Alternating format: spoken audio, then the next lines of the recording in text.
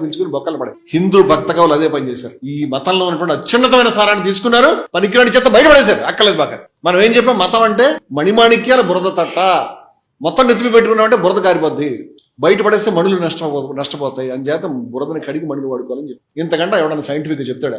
మన మతంలో పనికిరాని కట్టడలు చెత్త చెదారం ఉన్నాయి, వాళ్ళ మతంలో కూడా ఉన్నాయి, ఆడి మతంలో కూడా ఉన్నాయి. స్వామి వివేకానంద చెప్పాడు, చికాగో పోయి నీదొక బావి 2 కప్పల కథ గురించి చెప్తే చాలా అది ఇంకా ఆసక్తికరం.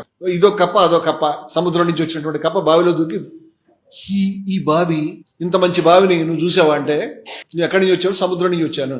అప్పుడు ఈ బావిలో కప్ప అడుగుతుంది, ఆ సముద్రం ఈ బావి కంటే పెద్దదా?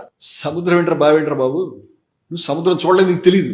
సముద్రం విస్తారమైనటువంటిది, బావి ఇంత చిన్నది. అంటే ఈ కప్ప దూకి ఇలా ఈదుకుంటూ వెళ్ళి అక్కడ దాకా వెళ్ళి దాన్ని కాళ్ళతో ఆ పక్క తన్ని మళ్ళీ ఇక్కడ దాకా వచ్చి ఇక్కడ కూడా ఇది ఇక్కడి నుంచి మళ్ళీ మధ్యలోకి వచ్చి బాగా ఆలోచించుకు చెప్పి ఇంతకంటే పెద్దదా అంటూ ఆ తలకాయ పట్టుకున్నారండి. ఆయన నీ సముద్రం తెలియదు, చూడలేదు, అసలు పోల్చే విషయమే కాదు. సముద్రం చాలా పెద్దది అంటే ఈ మొదటి కప్ప ఏమనుకుంటుంది, ఈయన చంపేయాలి అనుకుంటుంది. అంతకంటే ఏమనుకుంటుంది, అదే కదా ఆలోచించేది.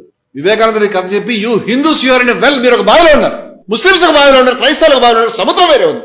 ఎంత సహజం చెప్పండి మాట్లాడడానికి. సముద్రాన్ని చూసినటువంటి వాళ్ళు, అటువంటి సముద్రాన్ని అందుకున్నటువంటి వాళ్ళు చెప్పే మాటలు నీకేమర్థమవుతాయి? నువ్వు ఏ రకంగా కొలుస్తావు వాళ్ళని? అటువంటి వాడు షిరిడీ సాయి. అన్నింటిని దాటి వెళ్ళినటువంటి వాడు.